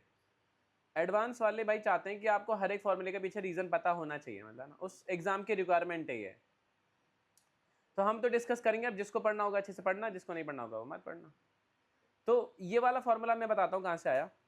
देखो ये जो फर्स्ट टर्म इसको मैं लिख सकता हूँ ना, T1 के बराबर है, इसको लिख सकता हूँ T2 के बराबर, इसको T3 के बराबर, इसको T4 लिख सकते हैं, इसको T5 लिख सकते हैं। ठीक है, इस तरीके से चलता जा रहा है। अब ये जो यहाँ पे a लिखा हुआ है इसको मैं ये भी लिख सकता हूँ क्या, a प्लस 0 इंटू डी। देखो 0 को d से मल्टीप्लाई करोगे 0 हो जाएगा, और 0 को a में ऐड करोगे तो वापस a आने वाला है, तो a को मैं ऐसे लिख सकता हूँ a प्लस 0 डी। अब देखो जब टर्म 1 था ना तो मुझे क्या मिला, 0 डी मिला, समझ में आ रहा है। टर्म 2 था तो मुझे क्या मिला, 1 डी मिला, 3 था तो 2 डी मिला, 4 था तो 3 डी मिला। अब जैसे ना n का वैल्यू आप अज्यूम करके चलो, जैसे मान लो 20 आपने अज्यूम किया और आपको 20th टर्म चाहिए तो 19 डी चाहिए होगा। अब 20 से 19 कैसे मिलता है, 20 में से एक माइनस करना पड़ता है, तो एक तरीके से n में से 1 माइनस किया ना आपने, तो इसलिए n माइनस 1 डी आ गया। समझ में आ गया, nth टर्म में क्या आ गया, n माइनस 1 डी आ गया। एक डी हमको कम चाहिए होता है, इसलिए मैंने n माइनस 1 इंटू डी कर दिया। समझ में आ गया। अब a कहाँ से आया, देखो हर एक टर्म में ना a आता जा रहा है, तो nth टर्म में भी a आ जाएगा, उसमें क्या है, इसके साथ नाइंसाफी थोड़ी कर सकते हैं, इसमें भी a दे देंगे। बट ये समझ में आया ना, n माइनस 1 इंटू डी क्यों किया, एक डी हमको कम चाहिए, क्योंकि वो सीरीज के हिसाब से आप देख सकते हो ना, a प्लस 0 डी। देखो फर्स्ट वाले में 0 डी था, 2 वाले में 1 डी था, 3 वाले में 2 डी था, 4 वाले में 3 डी था, तो 20 वाले में 19 डी होगा। और 20 से 19 कब मिलेगा, जब मैं 20 में से 1 माइनस करूंगा, तो n में से n माइनस 1 करना पड़ेगा ना, और उसको d से मल्टीप्लाई करना पड़ेगा। फॉर्मूला समझ आ गया कहाँ से है। तो ये nth टर्म का फॉर्मूला होता है। ये क्या देता है आपको, जैसे मान लो आपने T5 लिखा, तो एक तरीके से जो भी सीरीज होगी ना उसमें 5th पोजीशन पे जो नंबर लिखा है वो लाके दे देगा आपको ये। इसको एक बार हम वेरीफाई करके देखते हैं। कोई भी सीरीज आप बताओ AP की, बताओ जल्दी। 3, 6, 9, 12, 15 ऐसे करके सीरीज लिख ली। ठीक है, अब मुझे पता है कि थर्ड पोजीशन पे क्या लिखा हुआ है, 9 लिखा हुआ है, बट मैं फॉर्मूले से वेरीफाई करके देखूंगा कि 9 मेरा आंसर आ रहा है कि नहीं आ रहा। मुझे T3 निकालना है, तो A का वैल्यू कितना है, इसमें 3 है, ये तो निकालना आता है ना आपको, A और D ये सब नहीं सिखाऊंगा मैं ना। 3 प्लस n का वैल्यू 3 है, तो 3 माइनस 1 2 हो जाएगा, और D कितना है, इसमें 3 है, तो देखो कितना हो गया, 3 प्लस 6 कितना होता है, 9। देखो इन्होंने थर्ड पोजीशन का नंबर लाके दे दिया, तो फॉर्मूला काम कर रहा है। फॉर्मूले का मतलब समझ आ रहा है ना, करता क्या है, वो उस वाले पोजीशन का नंबर लाके दे देगा आपको। क्लियर है एकदम, बहुत बढ़िया। तो इसको लिख लेते हैं आप, है ना। समझ में आ रहा है ना, आपको नहीं आ रहा, समझ में भी आ रहा है और मजा भी आ रहा है ना। ऊपर कर दो थोड़ा सा। डेफिनेशन लिख लिया था आपने, एग्जाम्पल लिखना था ना, लिख लीजिए आप जल्दी से। अरे टाइम हो गया, 10 मिनट बाकी है, कोई बात नहीं, 2-3 मिनट भी बाकी होगा तो और पढ़ लेंगे हम।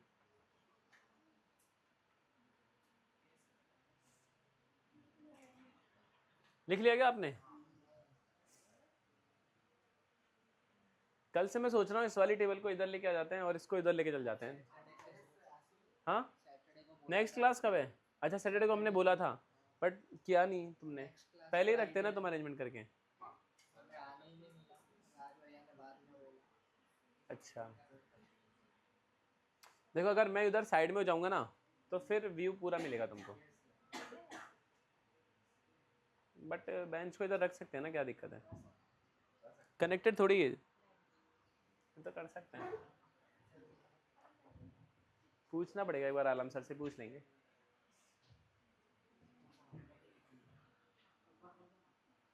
ऊपर कर दो थोड़ा सा, इतना बहुत है, और ऊपर करूं? ये फॉर्मूला हो गया क्या? बस इसमें क्या है, एग्जाम्पल लिख लो भाई, नहीं लिखना, सब आता है, बहुत किया 10th क्लास में।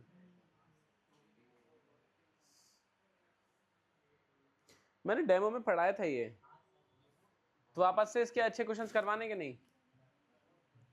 अच्छे क्वेश्चंस अगर हम देखेंगे ही, बट पहले बेसिक क्वेश्चंस करवाने के नहीं?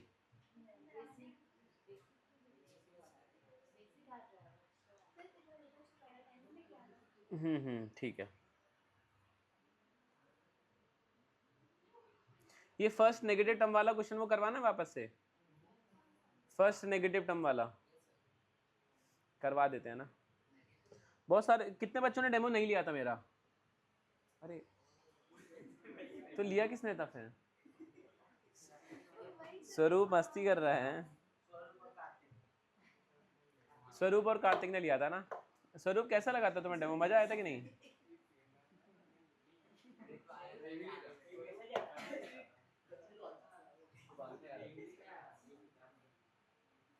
कोई दिक्कत नहीं है, कोई दिक्कत नहीं है, अच्छे से क्वेश्चंस करवाते हैं फिर आपको, है ना। पर टाइम का थोड़ा कमी लग रहा है मुझे, कोई नहीं। चलो तो पहला क्वेश्चन आप करके दिखाओ जल्दी से। फर्स्ट क्वेश्चन ये रहा आपकी स्क्रीन पर, स्क्रीन पर ही है। फॉर एन एपी, एपी लिखो आप -8, -14, -20 dot dot dot, find 19th term. ये वाला क्वेश्चन करके दिखाओ आप। ये वाला क्वेश्चन जो करके दिखाएगा ना उसको एक बार क्लैप करवा देंगे, ठीक है।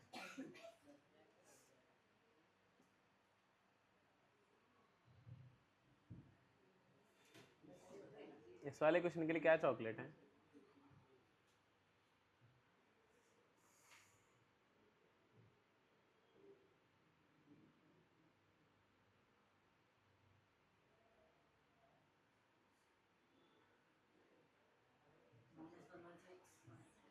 -116 मोस्ट प्रोबेबली सही है शायद तुम्हारा आंसर। सही है भाई, आपको तो सही आंसर। आपको ए का वैल्यू कितना आया, डी का वैल्यू कितना आया, ये निकालना आता है ना आपको। डी कैसे निकालता, अगर किसी बच्चे को नहीं आता, कोई छोटा बच्चा अपनी क्लास में, तो T2 - T1 से निकालते हैं, ठीक है। चलो तो 19th टर्म चाहिए, तो मैं डायरेक्ट लिखूंगा इसको T19 = A + 18D लिखेंगे। ए का वैल्यू कितना है, -8 प्लस -8 ही है ना, हाँ। और 18 इंटू -6, और मैं डायरेक्ट बता सकता हूँ इसका आंसर -116 होगा ना। ऐसे कैलकुलेशन सीखो आप मेरी तरह। अरे मजाक कर रहा हूँ, मैंने आपका सुन के बोला ये। चलो समझ में आ गया, विश्वास कर लिया मैंने आप पे, है ना, सही होगा ये। बाकी ये तो चलो हो गया ना, इसमें क्या क्लैप, सबने आंसर बता दिया। अगला क्वेश्चन देख लेते हैं, थोड़ा सा अच्छा क्वेश्चन। बस बस बस, अगले ये वाला क्वेश्चन के लिए क्लैप करवाएंगे। फॉर एन एपी, ये वाला क्वेश्चन जो करके दिखाएगा उसके लिए क्लैप करवाएंगे, बट जिन्होंने डेमो लिया था अगर उन्होंने करके दिखाया तो कोई बड़ी बात नहीं है। 29, 27 ... फाइंड, हाँ अगला टर्म आप बताओ कितना होगा।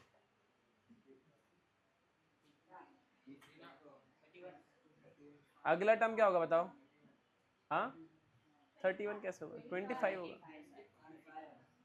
इसमें क्या सोचना भाई, दो कम होता जा रहा है। अरे कम हो रहा है, बढ़ तो नहीं रहा है। फाइंड, ये वाला क्वेश्चन कर दिखाओ, find first negative term. Yes, find first negative term, है ना। जिन्होंने डेमो लिया था वो मत करके दिखाना, वो अगर करके दिखा भी देंगे तो कुछ वो नहीं है, पर आंसर मत बोलना कोई भी, ठीक है। जिन्होंने पहले देख रखा है वो आंसर मत बोलना, जिनके लिए नया है वो ट्राई करो, सोचो कैसे कर सकते हैं इसको। फाइंड फर्स्ट नेगेटिव टर्म, है ना। देखो इससे पहले वाला क्वेश्चन तो प्रॉपरली 10th क्लास में बेस्ड था, वो आपने करके दिखाया, बहुत अच्छी बात है। इसका मतलब ये वो शो करता है कि आपको 10th क्लास आती है ना।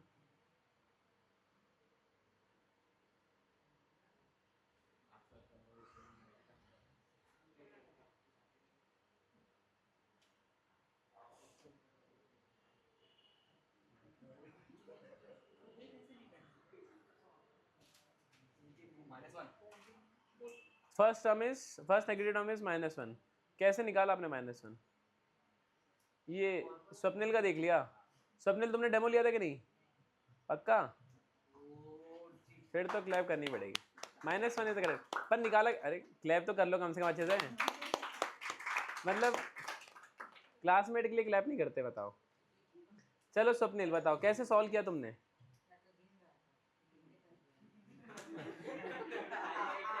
ना, ये क्लैप वापस कैसे लेनी है बताओ? ये कट करूंगा, ये वाला पार्ट, इसका वाला पार्ट कट करना पड़ेगा, इस क्लैप वाला फालतू में। चलो हाँ, 14th टर्म होगा जो, हाँ मैंने पूछा कौन वो नेगेटिव टर्म है कौन सा, तो -1 है। बट ये और बाकी बताओ -1 आंसर कैसा है? ये गिन कर नहीं बताना ना। अब ये गिन के बताया, मान लो मैं 29 की जगह 29,000 से स्टार्ट करता तो तब गिनते रहते हैं। हाँ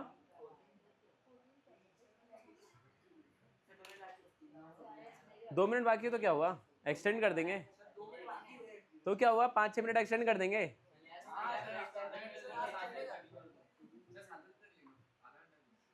अरे नहीं, इतना भी नहीं हो पाएगा। चलो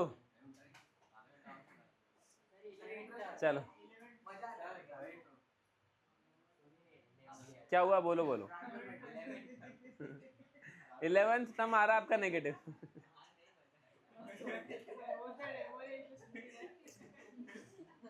चलो 11th टर्म शायद गलत आंसर है।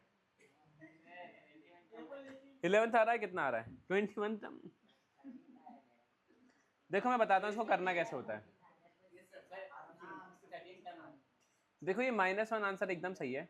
वो इन्होंने बताया कैसे बताया, काउंट करके बताया। 29, 27, 25, 23, 21, 19, 17, 15, 13, 11, 9, 7, 5, 3, 1, -1। पहला नेगेटिव नंबर -1। सॉरी और नंबर से आएंगे। अब ये -1 देखो, ये तो ऐसे काउंटिंग हम नहीं कर सकते ना हमेशा। भी 29 से स्टार्ट हुआ है, कभी मान लो 15,000 से स्टार्ट हो रहा है। 15,000 से थोड़ी माइनस करते रहोगे, कब तक करोगे? तो सुनो सुनो, बातें नहीं, हमें प्रॉपर एक मेथड आना चाहिए कि -1 आंसर आया कैसे। देखो उसको सीखो ध्यान से। जैसे मान लो 29 है, इसके अंदर 27 आएगा, 25 आएगा, ऐसे आता रहेगा। अब है ना, 0 आ भी सकता है, नहीं भी आ सकता। देखो सीरीज में 0 आएगा या नहीं आएगा वो डिपेंड करेगा n की वैल्यू पे। अगर n का वैल्यू इंटीजर आया, इसका मतलब ये बताना चाह रहा है कि भाई जैसे मान लो 15th पोजीशन पे 0 है, तो 16th पोजीशन पे मेरा फर्स्ट नेगेटिव नंबर होगा। ये तो आप समझ सकते हो या नहीं? सीरीज अगर उल्टी चलती जा रही है, मान लो अगर n इक्वल्स टू 15 पे मुझे 0 मिला, तो n इक्वल्स टू 16 पे क्या मिलेगा? पहला नेगेटिव नंबर मिलेगा। और n इक्वल्स टू 14 पे क्या मिलेगा? आखिरी पॉजिटिव नंबर भी मिलेगा। ये बात समझते हो नहीं? बट मान लो अगर 0 इस सीरीज का पार्ट ही नहीं है, तो n का वैल्यू इंटीजर आएगा ही नहीं, n का वैल्यू आएगा किसी पॉइंट में। समझ में आ रहा है कि नहीं? तो मैं क्या करूंगा ना कि ये फाइंड करूंगा कि 0 इस वाली सीरीज में किस n की वैल्यू के लिए आ रहा है। तो मैं क्या कर दूंगा, इस 0 को, जैसे जो nth टर्म का फॉर्मूला होता है ना, a plus n-1 into D, जो मुझे उस पोजीशन पर, जैसे nth पोजीशन पर मेरे को नंबर ला के देगा। मैं ये देखना चाहता हूँ कि मेरे को 0 किस n की वैल्यू के लिए मिलेगा, तो मैंने इक्वल टू 0 लिख दिया। समझ में आ रहा है कि नहीं? उससे मुझे ये पता लगेगा कि भाई 0 किस n की वैल्यू के लिए आ रहा है। जैसे मान लो n की वैल्यू 1 के लिए 29 मिलेगा, 2 के लिए 27 मिलेगा। मुझे देखना है कि 0 कब मिलेगा, क्योंकि नंबर कम होते जा रहे हैं कि नहीं होते जा रहे। 29, 27, 25, 23, ऐसे 0 आ भी सकता है, नहीं भी आ सकता।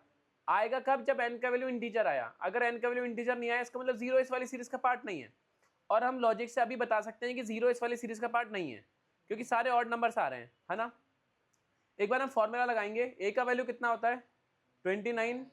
n का वैल्यू मुझे नहीं पता कि कब ये 0 हो रहा है, इंटू डी का वैल्यू कितना है? d का वैल्यू कितना है इसमें? d का वैल्यू बताओ जल्दी। -2। और वो देखना है कि 0 कब हो रहा है, ठीक है। तो इसको सॉल्व करेंगे तो ये हो जाएगा 29 माइनस का 2n, और -1 इंटू -2 कितना होता है, प्लस का 2। n का वैल्यू 16 आ रहा है तुम्हारा, देख लेते हैं अभी। n का वैल्यू 14, n का वैल्यू 14 आ रहा है। अरे देख लेते हैं, अभी देख लेते हैं अभी, बस 5 मिनट रुक जाओ ना आप। चलो सुनो सुनो, 2 मिनट रुक जाओ। ये -2 इंटू एन -2n हो गया, -2 इंटू -1 क्या हो गया, प्लस का 2 और इक्वल टू 0। ये 29 और 2 कितना होता है, 31, -2n इक्वल्स टू 0। ये -31 हो जाएगा ना इधर आके, माइनस से माइनस कैंसिल, n का वैल्यू हो जाएगा 31/2। अच्छा अच्छा, कोई बात नहीं। इसको एक बार डिवाइड करेंगे, कितना आंसर आएगा 31/2, 15.5 आएगा ना। जिसको डिवीजन नहीं आता वो घर जाके सीख लेना, ठीक है। अरे रुको तो सही 2 मिनट, इतनी क्या जल्दी है भाई। अरे सुनो सुनो, अभी 2 मिनट रुक जाओ भाई। मेन जो क्वेश्चन है, ये क्वेश्चन बहुत काम का है। अरे ये क्वेश्चन बहुत काम का है, इससे बेस्ड और भी क्वेश्चन बनने वाले हैं। सुनो सुनो सुनो, अभी सुनो। ये n इक्वल्स टू 15.5 आया ना, ये क्या बता रहा है कि जो 0 है ना आपको, वो 15.5 पोजीशन पे है। जैसे मैं एक बार सीरीज को वापस से लिखता हूँ, देखो सीरीज कहाँ से स्टार्ट हुई थी, 29 से 27, 25, ऐसे करते करते जब 0 आएगा ना, तो n इक्वल्स टू 15.5 पर आएगा। मतलब ये बताना चाह रहा है कि देखो n का वैल्यू इंटीजर नहीं आया ना, इसका मतलब 0 इस वाली सीरीज का पार्ट है ही नहीं। लास्ट जो नंबर था ना पॉजिटिव, वो 1 था, और वो किस n की वैल्यू के लिए आया होगा, n इक्वल्स टू 15 के लिए वो आया होगा। तो जो -1 होगा वो n इक्वल्स टू 16 के लिए आएगा। तो देखो 15.5 पर 0 मिल रहा है, मतलब 16 पे पहला नेगेटिव नंबर मिलेगा। तो पहला नेगेटिव नंबर मिलेगा मुझे n इक्वल्स टू 16 पे। अब आप 16 अगर फॉर्मूले में पुट करोगे ना n का वैल्यू, तो आपको पहला नेगेटिव नंबर मिल जाएगा। तो फॉर्मूले में पुट कर लेते हैं। फॉर्मूला क्या होता है, a plus n minus 1 into D. अब देखो हमने ये पूरी प्रोसीजर सिर्फ n का वैल्यू डिसाइड करने के लिए करा है कि n का क्या वैल्यू लें कि मुझे पहला नेगेटिव नंबर मिले, ठीक है। तो n इक्वल्स टू 16 लेना पड़ेगा, क्योंकि 15.5 पर क्या मिल रहा है, 0 मिल रहा है। तो n इक्वल्स टू 16 पे पहला नेगेटिव नंबर मिलेगा मुझको। तो जब मैं 16 पुट करूंगा, a का वैल्यू कितना था 29 प्लस 16 माइनस 1, और d का वैल्यू कितना है माइनस का 2। जब हम सॉल्व करेंगे तो देखो ये कितना हो जाएगा, 29 प्लस 15 इंटू -2, वो कितना होता है -30। कितना हो गया, -1। अब देखो सुनो, सबसे बड़ा ट्विस्ट क्या था कि इससे पहले वाले क्वेश्चन में मैंने आपको n का वैल्यू गिवन था 19। आपने फॉर्मूला, अरे बातें नहीं, 1 मिनट शांत ना। पहले वाले क्वेश्चन में आपको a का वैल्यू गिवन था, d का वैल्यू गिवन था और n का वैल्यू गिवन था। आपने फॉर्मूला पुट के आंसर निकाल दिया। बट मैंने थोड़ा सा चेंज किया, मैंने आपको n का वैल्यू नहीं दिया। मैंने आपसे पूछ लिया कि पहला नेगेटिव नंबर बताओ क्या होगा। तो आपको पहले वो n डिसाइड करना था कि मैं क्या n का वैल्यू लूँ कि मुझे पहला नेगेटिव नंबर मिले। तो मैंने क्या किया, फॉर्मूले को इक्वल टू 0 किया, वहां से n का वैल्यू निकाला कि भाई किस n की वैल्यू के लिए 0 मिल रहा है। अब जिस भी वैल्यू के लिए मिलेगा उससे जस्ट एक ज्यादा पे मुझे नेगेटिव नंबर मिलेगा। तो इसलिए मैंने n इक्वल्स टू 16 लिया और उस पर वैल्यू देखा कि 16 पोजीशन पे क्या नंबर है, वो -1 है। समझ आ गया कैसे करना है। अच्छा रुक जाओ, जाने से पहले मेरे को ये बताओ, अगर मैं क्वेश्चन में ये पूछता कि आखिरी पॉजिटिव नंबर क्या है, तो आप n का वैल्यू क्या लेते, 14 नहीं लेते, आप 15 लेते। भाई 0 तो एग्जिस्ट ही नहीं कर रहा ना, इसलिए तो 15.5 आया। तो 15th पे मुझे आखिरी पॉजिटिव नंबर मिलेगा, 16th पे पहला नेगेटिव नंबर मिलेगा। अच्छा सुनो 1 मिनट और, मान लो अगर n का वैल्यू 15 आया होता, तो आखिरी पॉजिटिव नंबर किस n की वैल्यू के लिए होता, 14 के लिए, और पहला नेगेटिव नंबर 16 के लिए। समझ में आ रहा है ना, ये पॉइंट में आया था इसलिए आखिरी पॉजिटिव नंबर 15 पे आया। क्लियर है, बहुत बढ़िया। ये लिखोगे नहीं आप, हो गया क्या आपका, चलो बहुत बढ़िया। बाकी कल मिलते हैं, चलो फ्राइडे को मिलेंगे, ठीक है। और बाकी यूट्यूब पर मिलते हैं अभी, है ना। वीडियो बंद कर देता हूँ अब।